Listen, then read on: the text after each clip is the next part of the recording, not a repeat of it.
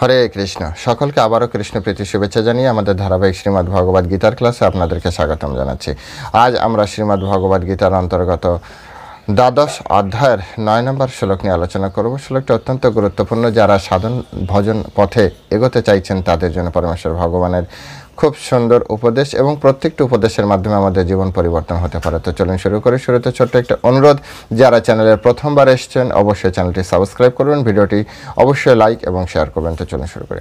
নমো ওম বিষ্ণু পাদায় কৃষ্ণ পৃষ্ঠায় ভূতলে শ্রীমতী ভক্তি বেদান্ত স্বামিনীতি নামিনে নমস্তে সারস্বতী দেবে গৌরবাণী প্রচারিণে নির্বিশেষ শূন্যবাদী পাশ্চাত্য দেশতারিণে বাঞ্ছা কল্পতরুর্ভশ্চ কৃপা সিন্ধু ব্যবচ পতিতানাং পাবনেভ্যো বৈষ্ণবেভ্যো নমো নমঃ।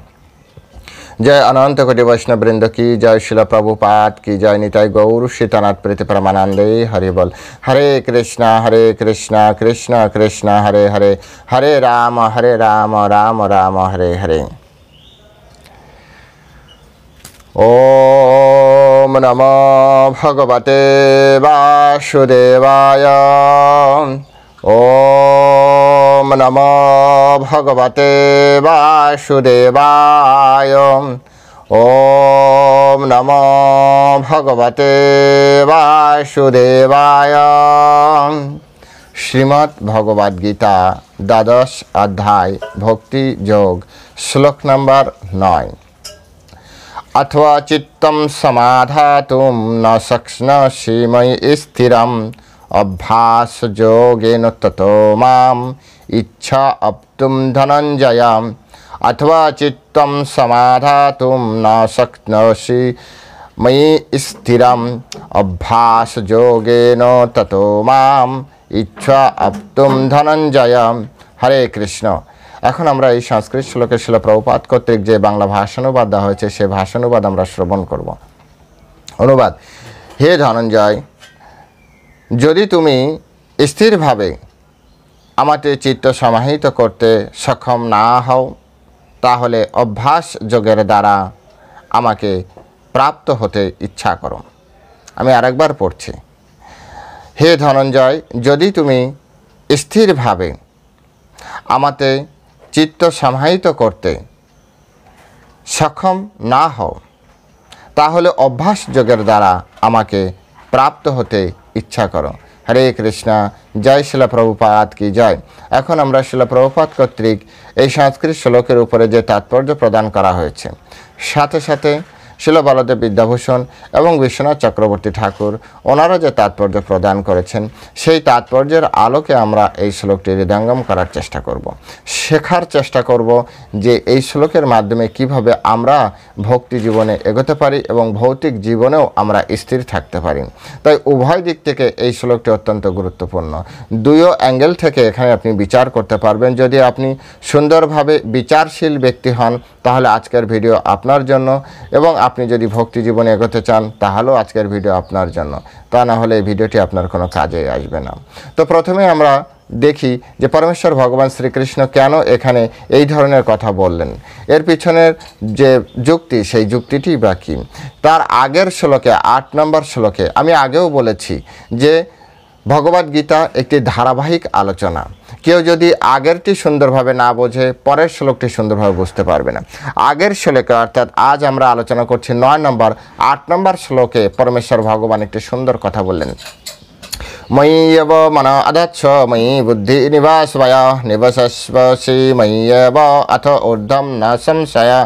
বলছে অতএব তুমি মন সমাহিত করো এবং আমাতেই বুদ্ধি অর্পণ করো, তাহলে তুমি সর্বদাই আমার নিকটে বসবাস করবে এবং সেই সম্বন্ধে কোনো সন্দেহ নেই। এখন প্রশ্ন আসছে কেন এই শ্লোকটি 9 নম্বরে এরকমভাবে বলা হচ্ছে যে যদি তুমি স্থিরভাবে আমাদের চিত্ত সমাহিত করতে সক্ষম নাও হও, কারণ ওখানে ভগবান বলছেন অথ ঊর্ধ্বম না সংশয়, তুমি ঊর্ধ্বলোকে যাবে এ বিষয়ে কোনো সন্দেহই নেই। ভালো করে বোঝার চেষ্টা করুন। 8 নম্বর শ্লোকে পরমেশ্বর ভগবান বললেন যে তুমি ঊর্ধ্বলোকে যাবে এ বিষয়ে কোনো সন্দেহ নেই, কিন্তু শর্ত আছে। কি বলছে? ময়ি এব মন অধচ্ছ ময়ি বুদ্ধি নিবাসায়, অর্থাৎ মন এবং বুদ্ধিকে ভগবানে আসক্ত করতে হবে। এখন কথা হচ্ছে যাদের মন এবং বুদ্ধি সম্পূর্ণভাবে কৃষ্ণে আসক্তি না হয়েছে তাদের কি হবে?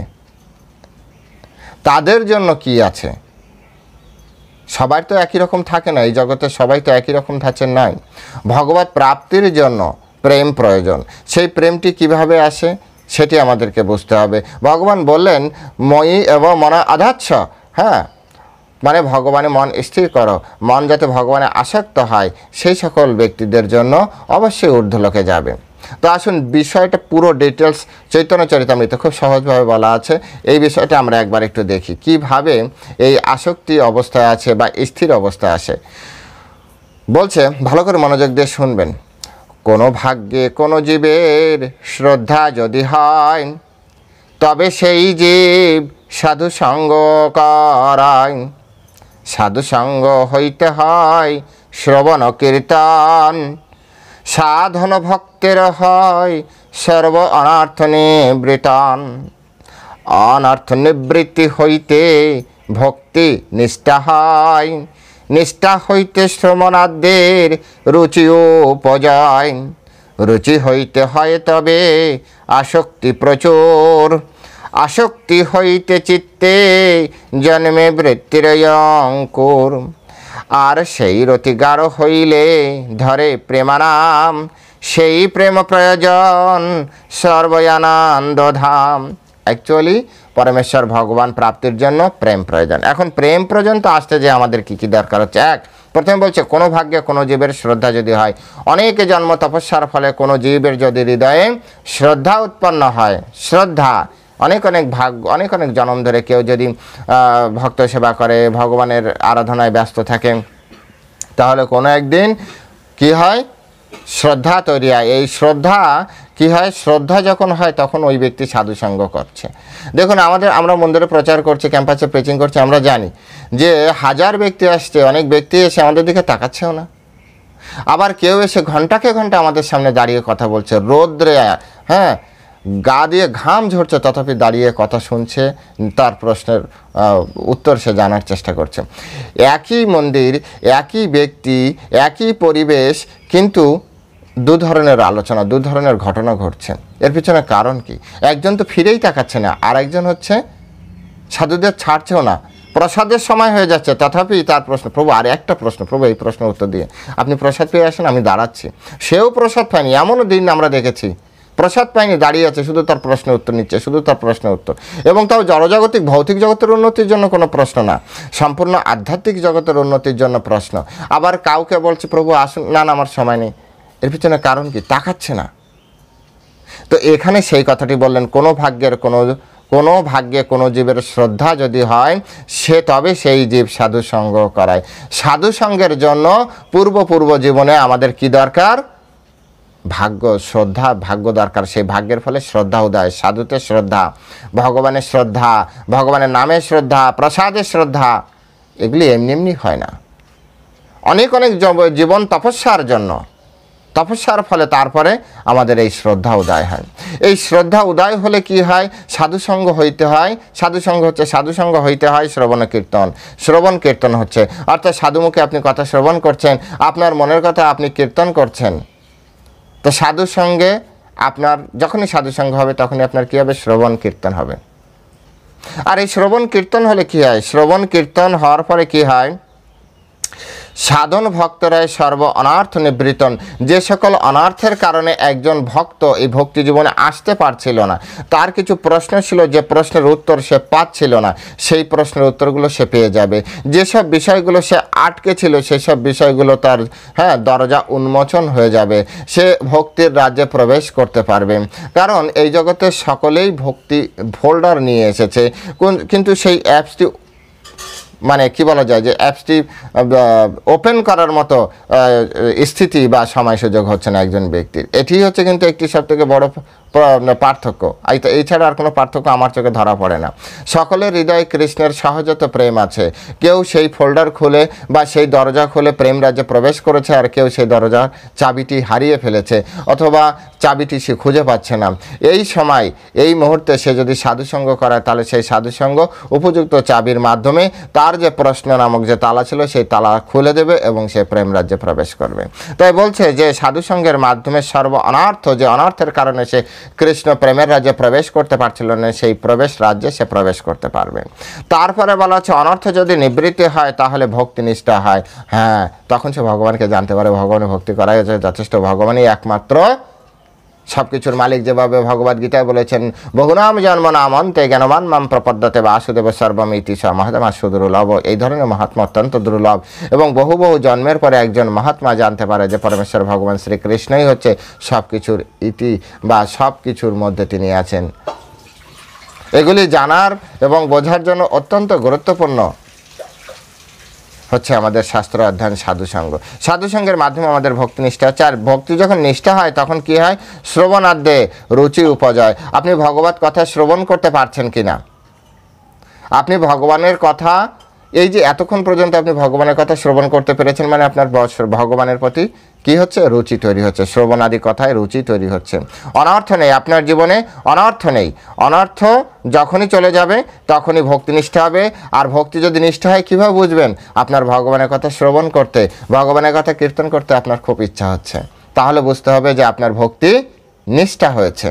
তা না হলে আপনার শ্রবণ করতে ইচ্ছা হয় না, কীর্তন করতে ইচ্ছা হয় না, তাহলে বুঝতে হবে যে ভক্তি নিষ্ঠা হয়নি এখনো। ভক্তি আছে, ভক্তি নেই এটা বলাটা ঠিক হবে না। ভক্তি আছে, কিন্তু নিষ্ঠা সহকারে যেটা, সেই নিষ্ঠা ভক্তি হয়নি। তো এটি হচ্ছে আমাদের একটি ক্রমপন্থা। এবার নিষ্ঠা যখন হবে, নিষ্ঠা যখন আপনার কি হবে? নিষ্ঠা শ্রবণাদি হবে। শ্রবণাদির মাধ্যমে কি হয়? রুচি তৈরি হয়। রুচি, যেমন একটা খাবার খেলেন, খাবার যদি অত্যন্ত খুব সুস্বাদু হয় তাহলে আপনার সেই খাবারের প্রতি রুচি তৈরি হবে। মানে রুচি মানে কি? বারবার খেতে ইচ্ছা করবে, বারবার খেতে ইচ্ছা হবে, অথবা ওই খাবার ছাড়া আপনি থাকতেই পারবেন না, এই ধরনের একটি অবস্থা। রুচি তৈরি হচ্ছে। আর রুচি যদি হয় একবার, তাহলে রুচি হতে কি হয়? আসক্তি। আপনি খাবারের প্রতি আসক্তি হয়ে যাবেন। ঠিক তেমনি কৃষ্ণ নাম, কৃষ্ণ কথা শোনার প্রতি যদি আপনার রুচি হয়, সেই রুচি থেকে কৃষ্ণে আপনার আসক্তি তৈরি হবে। এই আসক্তির কথাই হচ্ছে 8 নম্বর শ্লোকে বলেছে, ময়ি এব মন অধৎস ময়ি বুদ্ধিম নিবশস্যসি ময়ি এব অথ ঊর্ধ্বম না সংশয়ে। যে তোমার মন, হ্যাঁ, তুমি তোমার মন এবং তোমার বুদ্ধিকে আমাকে সমাহিত করা, অর্থাৎ আসক্ত হয়ে যাও, ভগবান আসক্ত হয়ে যাও। কিন্তু এর জন্য কি চাই? এর জন্য তো সম্পূর্ণ অনর্থ নিবৃত্ত হওয়া চাই, শ্রদ্ধা চাই, অনর্থ নিবৃত্ত হওয়া চাই, রুচি চাই। রুচির ফলে যে শ্রবণাদিতে সে আসক্তি হচ্ছে। কিন্তু যাদের এটি নেই, এরপরে রয়েছে, এরপরে আরও ধাপ আছে, কিন্তু আমি আর নিচের ধাপগুলো যাচ্ছি না। হ্যাঁ, একবার তো পড়েছি, ওটা আজকের এসের সাথে আলোচ্য বিষয়ের সাথে করবে না, সেদিন যাই। তো আসক্তি যদি না হয় সেক্ষেত্রে কি হবে? যে ভগবানকে প্রাপ্তি তাহলে কীভাবে হবে? তো ভগবান এখানে চৈতন্য চরিতামৃতে আরও সুন্দরভাবে বলেছেন। ভগবদ গীতা তো আসবো, চৈতন্য চরিতামৃতে যেহেতু করেছি তাই বলছি। ভগবান বলছেন, নিত্য সিদ্ধ কৃষ্ণ প্রেম সাধ্য কবু নয়, শ্রবণাদি শুদ্ধ চিত্তে করে উদয়। আর এই তো সাধন ভক্তি দুই তো প্রকার, এক বৈধি ভক্তি রাগানুগা ভক্তি। আর রাগহীন জন ভজে শাস্ত্রের আজ্ঞায়, বৈধি ভক্তি বলি তারে সর্বশাস্ত্রে কয়। বৈধি ভক্তি অর্থাৎ রাগহীন ভক্তি, যাদের এই সহজাত কৃষ্ণ প্রেম উদিত হচ্ছে না, সহজাত কৃষ্ণ প্রেম যাদের উদিত হচ্ছে না, তাদের ক্ষেত্রে কি বলা হচ্ছে? রাগহীন ভক্তি, হ্যাঁ, ভজে শাস্ত্রেরও আজ্ঞায়, শাস্ত্রে যেভাবে বলেছে। এই জন্য ভগবদ্গীতায় বলেছে, তস্মাৎ শাস্ত্রম প্রমাণান্তে কার্য অকার্য ব্যবস্থিত গতা শাস্ত্র বিধান উক্তম কর্তুম কর্ম অহর্ষি। অর্থাৎ শাস্ত্রে যেভাবে বলা আছে সেইভাবেই তোমার কর্তব্য অকর্তব্য নির্ধারণ করো, এবং সেই কর্তব্য করতে তুমি নিজেকে যোগ্য তৈরি করো। চৈতন্য চরিতামৃত, গীতা সব একসাথে মেলানো গ্রন্থ। শুধুমাত্র আমরা যদি আমাদের জীবনকে উন্নত করতে চাই, তাহলে এই কথাগুলি যদি আমরা বোঝার চেষ্টা করি। প্রবলেমটা একটাই, অনেকে বলে না এত শাস্ত্র সব বিভ্রান্ত করেছে। কিছুই বিভ্রান্ত করেনি, বিভিন্ন উদাহরণের মাধ্যমে একটি তত্ত্বকে উপস্থাপন করেছে। যেমন আমি বিভিন্ন শব্দ প্রয়োগের মাধ্যমে একটি তত্ত্ব উপস্থাপন করছি, সেটি হচ্ছে 9 নম্বর শ্লোক, কত সহজে আপনি বুঝতে পারেন। এখানে বিরোধিতার কোনো বিষয়ই নেই, ভগবত তত্ত্ববিজ্ঞানে বিরোধিতার কোনো বিষয়ই নেই। শুধুমাত্র আপনাকে আমাকে দেখতে হবে যে কিভাবে কোন কথার মাধ্যমে আমাদের সেই তত্ত্বকে উপস্থাপন করছে বা ধীরে ধীরে ক্রমে ক্রমে নিয়ে যাচ্ছে। ওইখানে বলছে 9 নম্বর শ্লোকে বলছে অথ চিত্তম সমাধাতুম ন শক্নোষি মই স্থিরাম, যদি তোমার মনকে তুমি স্থির না করতে পারো, তুমি যদি সেই ধরনের শক্তি সম্পন্ন না শক্নোষি, তুমি যদি সক্ষম নাও হও স্থির করতে, তো অভ্যাস যোগেন তত মাম ইচ্ছা তুম ধনঞ্জয়, তাহলে তুমি অভ্যাস যোগের পন্থা অবলম্বন করো। অভ্যাস যোগ, এবার অভ্যাস কিভাবে হয়? অভ্যাস হচ্ছে শাস্ত্রের আজ্ঞায় করতে হয়। এই অভ্যাসের কথা যে ভগবান একমাত্র এখানেই বলেছে তা না, 6ষ্ঠ অধ্যায় পরমেশ্বর ভগবান শ্রীকৃষ্ণ অভ্যাস যোগের কথা অর্জুনকে বলেছিল। সেখানে তিনি কি বলেছেন? অর্জুন প্রশ্ন করেছিল, ভগবান এখানে বলছেন মই এব মনোধাচ্ছ, তোমার মনকে আমার ভাবনায় নিযুক্ত করো। আর অর্জুন সেখানে তার আগেই 6 অধ্যায় বলেছিল, যারা শুনেছেন তারা জানেন, চঞ্চলাম হে মনা কৃষ্ণ প্রমাথি বলবত দৃঢ়াম তস্বাহাম নিগ্রহাম মন্যে বায়ুরেব সুদুষ্করাম। চঞ্চলাম হি মনা কৃষ্ণ প্রমাথি বলবত দৃঢ়াম তস্বাহাম নিগ্রহাম মন্যে বায়ুরেব সুদুষ্করাম, বায়ুরেব সুদুষ্করাম। হে কৃষ্ণ, মন অত্যন্ত চঞ্চল, শরীর ও ইন্দ্রিয় আদির বিক্ষেপ উৎপাদক, দুর্দমনীয় ও অত্যন্ত বলবান, তাই তাকে নিগ্রহ করা বায়ুকে বশীভূত করার থেকেও অধিকতর কঠিন বলে মনে করি। তুমি বলছো মই এব মনা আধাচ্ছ, তুমি বলছো যে আমার মনকে তোমার ভাবনায় আমি আসক্ত করি, মনকে তোমারতে স্থির করি, আর এদিকে আমার মনের অবস্থাতেই চঞ্চলাম হি মন কৃষ্ণ, আমার মন তো চঞ্চল, আর তুমি বলছো মনকে স্থির করো। চঞ্চল মনকে স্থির করে কিভাবে? হতে পারে একটা বানর তেও কিছুক্ষণ একটা ডালে থাকতে পারে, কিন্তু মন এতটাই চঞ্চল যে একটা বিষয়ে বেশিক্ষণ থাকতে পারে না। বর্তমানে সাইকোলজিস্ট যারা আছে, সাইক্রেটিস্ট বা আপনার মনোবিজ্ঞানী যাদেরকে বলা হয়, তারা কি বলছে জানেন? বর্তমান সময়ের মানুষ এত চঞ্চল যে 10 সেকেন্ড একটা বিষয় নাকি মন স্থির করে রাখতে পারে না। এই স্থির করেছে টুপ করে চলে যাবে, যে এত অবস্থা, মানে মনের অবস্থা তো খারাপ। এই সিচুয়েশন থেকে পরমেশ্বর ভগবান 6ষ্ঠ অধ্যায় তাকে পরামর্শ দিয়েছিলেন, অর্জুন তুমি যা বলছো তা ঠিকই বলেছ, আমিও স্বীকার করছি। শ্রী ভগবান উবাচ, ভগবান বললেন, অসংশয় মহাবাহ মনা দুর্নিগ্রহম চলাম অভ্যাসেন তু কৌন্তেয় বৈরাগ্যেন চ গৃহতে।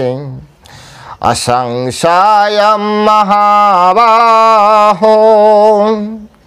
মনঃ দুর্নিগ্রহম চলাম অভ্যাসেন তু কৌন্তেয় বৈরাগ্যেন চ গৃহতে। পরমেশ্বর ভগবান বললেন, হে মহাবাহ, মন যে দুর্দমনীয় চঞ্চল তাতে কোনো সন্দেহ নেই। পরমেশ্বর ভগবান অ্যাকসেপ্ট করলেন অর্জুনের কথা, পরমেশ্বর ভগবান মেনে নিলেন অর্জুনের কথা, কারণ পরমেশ্বর ভগবান পরমাত্মা রূপে প্রত্যেকের হৃদয়ে অবস্থান করছেন এবং তিনি জানেন প্রত্যেকের মনের কি হাল। আমাদের এই মনের অবস্থা এমন বাঁধিয়ে রাখার মতো, আমাদের এই মনকে লেমিনেশন করে দেয়ালে রাখার মতো। জানেন মনের অবস্থা এতটাই খারাপ, মনের সাথে যদি মনের সাথে আপনার বাড়িতে যে টিভি আছে না, সেই টিভির যদি কানেকশন করে দেওয়া হয় না, তাহলে বুঝতে পারবেন যে মনের কি অবস্থা। এটা তো ভগবানের অশেষ কৃপা যে মনের সাথে টিভির কানেকশন করেনি এখনো, ভবিষ্যতে যদি কখনো করতে পারে তাহলে বোঝা যাবে যে মন আমাদের কাকে বলে। এক জায়গায় বসে স্থিরভাবে, এখন তো একটা সিনেমা দেখেন, আপনি আপনার লাইফে কিছুই দেখতে পারবেন না, মনের এতটাই খারাপ অবস্থা। নিজে একবার বসে এই কথা শোনার পরে নিজে একবার চিন্তা করে দেখুন আসলে কথাটি সত্য কি না। তাই পরমেশ্বর ভগবান এটি মেনে নিলেন, নিয়ে একটা পরামর্শ দিলেন। তিনি বললেন, অভ্যাসেন তো কৌন্তেয় বৈরাগ্যেন চ উচ্যতে, অর্থাৎ কিন্তু হে কুন্তিপুত্র, ক্রমশ অভ্যাস করো। ক্রমশ অভ্যাস ও বৈরাগ্যের দ্বারা মনকে বশীভূত করা যায়। তোমার মনকে বশীভূত করার সবথেকে সহজ উপায় হচ্ছে তুমি ক্রমশ অভ্যাস করো। 6ষ্ঠ অধ্যায়ের 35 নম্বর শ্লোকে ভগবান বললেন অভ্যাস, আর 12 অধ্যায়ের 9 নম্বর শ্লোকে এসেও পরমেশ্বর ভগবান বললেন একই কথা। ভগবান এখানেও বললেন ময়ি এব মন অধাচ্ছ মই বুদ্ধিম নিবাস ভায়া, তোমার মনকে আর তোমার বুদ্ধিকে আমাতে স্থির করো। তারপরে আবার ভগবান বললেন, আগে অর্জুন প্রশ্ন করেছিল, এবার ভগবান নিজে বলে নিজেই উত্তর দিচ্ছে, কারণ জানে যে এই মনের অবস্থা কি। তখন তিনি বললেন অথ চিত্তম সমাধাতুম না শক্নসি ময়ি স্থিরাম অভ্যাস যোগেন অভ্যাস যোগেন ততো মাম ইচ্ছাপ্তুম ধনঞ্জয়। হে ধনঞ্জয়, যদি তুমি স্থিরভাবে আমাকে চিত্ত সমাহিত করতে সক্ষম নাও হও, তাহলে অভ্যাস যোগের দ্বারা আমাকে প্রাপ্ত হতে ইচ্ছা করো। এই হচ্ছে আজকের শ্লোকের মূল প্রতিপাদ্য, অভ্যাস করতে হবে। এবার অভ্যাসটা করবেন কিভাবে? অভ্যাস করবেন শাস্ত্রের আজ্ঞায়। রাগানুগা ভক্তি যার নেই, মানে সহজত কৃষ্ণ প্রেম যার নেই, সে ভগবানকে ভজবে শাস্ত্রের আজ্ঞায়, যাকে বৈধি ভক্তি বলা হয়, অভ্যাস যোগ বলা হয়। তাই অভ্যাস করাটা অত্যন্ত গুরুত্বপূর্ণ। ভক্তিযোগে ইন্দ্রিয়কে নির্মল করা সম্ভব, নির্মল করার একটা পন্থা। ভব সংসারে বর্তমান সময়ে ইন্দ্রিয় তর্পণে নিরত থাকার ফলে কোটি কোটি জন্ম ধরে এই একই কাজ করছি। ইন্দ্রিয়কে আমরা শুধুমাত্র ইন্দ্রিয়ের ভোগ্যবস্তু আমরা ইন্দ্রিয়কে প্রদান করছি। তো এই যে থাকার ফলে মায়াবদ্ধ জীবের ইন্দ্রিয়গুলি সর্বদা কলুষিত হয়ে রয়েছে। আমাদের যে ইন্দ্রিয়গুলি সর্বদাই কলুষিত হয়ে আছে। এখন একবারে এটাকে কিওর করা এটা অনেকটাই অসম্ভব। তো এর থেকে সহজ সরল পন্থা হচ্ছে কি রয়েছে, সেই ইন্দ্রিয়গুলিকে অভ্যাসের মাধ্যমে ধীরে ধীরে ধীরে ধীরে কি করা যায়, practice make a man perfect, practice করানো যেতে পারে। কিসের প্র্যাকটিস? ভক্তিযোগের অনুশীলন করার ফলে ইন্দ্রিয়গুলি ধীরে ধীরে নির্মল হবে। আপনি প্রতিদিন যদি সকালে ঘুম থেকে ওঠেন, আপনি প্রতিদিন যদি নিয়ম করে জপ করেন, আপনি প্রতিদিন যদি ভাগবত গীতা অধ্যয়ন করেন, আপনি প্রতিদিন যদি শুদ্ধ ভক্তের মুখ শ্রীমুখ থেকে আপনার হচ্ছে ভাগবতম ভগবত গীতার মতো শাস্ত্রগ্রন্থ আপনি যদি শ্রবণ করেন, আপনার জীবনকে ধীরে ধীরে যদি আপনি পরিবর্তন করার জন্য চেষ্টা করেন, আজকে আপনি 4 মালা করেছেন, কালকে যদি আপনি 6 মালা করেন, পরশু দিন যদি 10 মালা করেন, এভাবে যদি আপনি ক্রমে আপনার জীবনকে উন্নতির দিকে নিয়ে যান, তাহলে এটি সম্ভব, তা নাহলে এটি কখনোই সম্ভব নয়। তাই ভগবান এখানে বললেন অভ্যাসের মাধ্যমে আমরা এটি করতে পারি। আর অভ্যাসের সবথেকে বড় পন্থা হচ্ছে ভক্তিযোগ। ভক্তিযোগের মাধ্যমে আপনি সরাসরি ভগবানের জন্য বাজার করতে পারবেন, আপনি সরাসরি ভগবানের জন্য রান্না করতে পারবেন, আপনি সরাসরি ভগবানের চরণে ফুল অর্পণ করতে পারবেন, আপনি সরাসরি মঙ্গল আরতি, আপনি সরাসরি ভগবানের আরতিতে যোগদান করতে পারবেন, আপনার জীবনে আপনি ভগবত কেন্দ্রিক জীবনযাপন করতে পারবেন, আপনার জীবনে আপনি ভগবত সেবায় সরাসরি নিজেকে যুক্ত থাকতে পারবেন। যারা মনকে সম্পূর্ণ স্থির করতে পেরেছে কৃষ্ণ, তাদের কাছে আর কিছুই দরকার নেই। একটি গাছের নিচে বসে শুধুমাত্র হরে কৃষ্ণ মহামন্ত্র কীর্তন করলে যেভাবে হরিদাস ঠাকুরের মতো ব্যক্তি অথবা সনাতন গোস্বামী, তথাপি তারাও বিগ্রহের সেবা করেছেন। সনাতন গোস্বামী, রূপ গোস্বামী, এনারা এতটাই উন্নত স্তরে, জীব গোস্বামী বা নরোত্তম দাস ঠাকুর, এনারাও এতটা উন্নত স্তরে যে তারা গাছের নিচে বসে শুধু ভগবানকে হরে কৃষ্ণ মহামন্ত্র জপের মাধ্যমে ভগবানকে প্রাপ্ত করতে পারতেন। কিন্তু যারা সাধারণ স্তরে আছে, আমার আপনার স্তরে আছে, সেই তাদের ক্ষেত্রে কি হবে? তাদের ক্ষেত্রে হচ্ছে এই বৈধি ভক্তি অনুযায়ী জীবনযাপন করতে হবে, অভ্যাস করতে হবে ধীরে ধীরে। সেই সদ্গুণগুলি নিজের ভিতরে ডেভেলপ করতে হবে। হরিনাম করতে ইচ্ছা হবে না। অনেকে আমাদেরকে বলে যে প্রভু হরিনাম করতে গেলে মন এদিক ওদিক চলে যাচ্ছে, হরিনাম করতে ইচ্ছা হচ্ছে না। প্র্যাকটিস করেন, অভ্যাস করেন। শ্রীমৎ ভক্তিচারু স্বামী মহারাজ গীতা ভবনে, উনি প্রকার থাকাকালীন গীতা ভবনে একটি ক্লাস হচ্ছিল, তখন সেবা ছুটি ছিল মেবি, বা কোনো কারণে আমি ওই অনুষ্ঠানে গিয়েছিলাম, এবং সেই সময় এক মাতাজি মহারাজকে প্রশ্ন করেছিলেন যে মহারাজ, যখন আমরা জব করি তখন আমাদের মন এদিক ওদিক চলে যায়, তখন কি করা উচিত? তো তখন উনি বলেছিলেন যে তুমি কি করো? তো উনি বলছেন আমি একটা স্কুলের টিচার। তো বলছে যে তুমি যখন স্কুলে যাও, এমন অনেক দিন আছে যে তোমার সন্তানের শরীর খারাপ বা তোমার স্বামীর মন খারাপ বা শরীর খারাপ, কিন্তু তোমাকে স্কুলে যেতে হচ্ছে, তখন তোমার স্কুলে তুমি কি 100% দিতে পারবে না? তোমার সন্তানের কথা মনে পড়বে? বলছে না, সন্তানের কথা তো মনে পড়বে। বলছে তাহলে তো তুমি স্কুলে 100% দিতে পারছো না, কিন্তু তখন তুমি আছো কিসের জন্য? বলছে আমাকে তো ডিউটিটা করতে হবে, তা না হলে আমাকে অ্যাবসেন্ট করিয়ে দেবে, হ্যাঁ, বা পরবর্তীতে অনেক ধরনের আসবে, শোকজ নোটিশ আসবে, বিভিন্ন ধরনের। তো এগুলো হচ্ছে সিস্টেম। তো বলছে মহারাজ তখন বললেন যে ঠিক একইভাবে যদি তোমার মন নাও এখানে লাগে, তথাপি তুমি অ্যাজ এ ডিউটি প্রতিদিন তুমি তোমার যে কাঙ্ক্ষিত তোমার গুরুদেব কর্তৃক যে নির্দিষ্ট মালা রয়েছে সেই মালাটি তুমি করতে থাকো, প্রতিদিন তুমি তোমার ডিউটিটি পালন করো, এটি হচ্ছে তোমার ডিউটি। তো এটাকে বলা হয় বৈদিক ভক্তি। অভ্যাস করতে করতে ধীরে ধীরে আমাদের চেতনা পরিবর্তন হবে। যখন আমরা বেশি বেশি হরিনাম সংকীর্তন করতে থাকবো, যত হরিনাম জপ করতে থাকবো, তখন আমাদের চেতনা কী হবে? পরিবর্তন হবে। বলছে যে আপনার হচ্ছে চেত দর্পণ মার্জনম, চিত্রূপ দর্পণ মার্জন হয়। যখন আপনার আমার চিত্রূপ দর্পণ মার্জন হবে তখন কি হবে? তখন হ্যাঁ আমরা ধীরে ধীরে আমাদের আসক্তি তৈরি হবে। আসক্তি হয়ে গিয়েছে মানে আপনার কাছে সব কিছু সুন্দর লাগতে শুরু করবে। কিন্তু যতক্ষণ না আসক্ত না হচ্ছে, যতক্ষণ আপনি আপনার মনকে কৃষ্ণে স্থির না করতে পারছেন, ততক্ষণ পর্যন্ত আপনি অভ্যাস করতে থাকুন। নিয়ম করে যা যা বলছে, প্রতিদিন মঙ্গলারতিতে অ্যাটেন্ড করা, প্রতিদিন ভগবানের চরণে কিছু ফুল অর্পণ করা, গুরুদেবের চরণে কিছু ফুল অর্পণ করা, এগুলো অবশ্যই করা উচিত। এগুলোর মাধ্যমে আমাদের কী হয়? এগুলোর মাধ্যমে আমাদের ধীরে ধীরে আসক্তি তৈরি হয়। এই সকল কর্মগুলি আমাদের অবশ্যই করা উচিত, কারণ এর ফলে আমাদের যে সুপ্ত কৃষ্ণ প্রেম, সেই কৃষ্ণ প্রেম জাগ্রত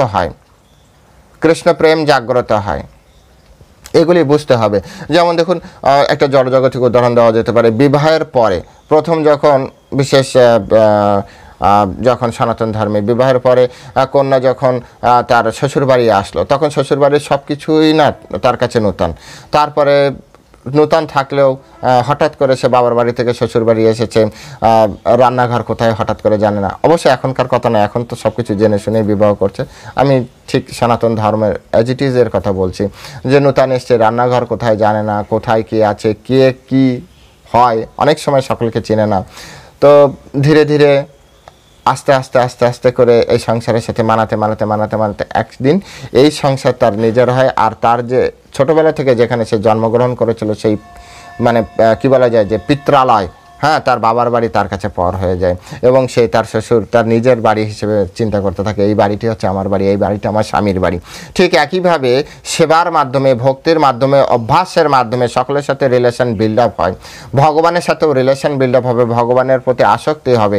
কিন্তু যদি আমরা নিজে হাতে এই কাজগুলি না করি, তাহলে ধীরে ধীরে আমাদের এগুলি ইচ্ছা করবে না। যেমন আপনি যদি প্রতিদিন ভগবানকে ভোগ লাগান, তাহলে একদিন যদি ভোগ না লাগাতে পারেন, তখন আপনার মনে হবে ইসরে আমার ভগবান আজকে হয়তো খেলো না। কিন্তু যে ব্যক্তি নিজে হাতে কখনো ভোগ লাগায় না, তার ভিতরে এই ধরনের কোনো ফিলিংসই আসবে না। যে ব্যক্তি প্রতিদিন জব করে, তার ভিতরে একদিন জব না করলে তার ভিতরে এই ধরনের ফিলিংস আসবে, আজ আমার জব করা হয়নি, আমাকে তো জব করা উচিত। কিন্তু যে ব্যক্তি জব না করে, তার ভিতরে এই ধরনের কোনো ফিলিংসই আসবে না যে জব করি আর না করি।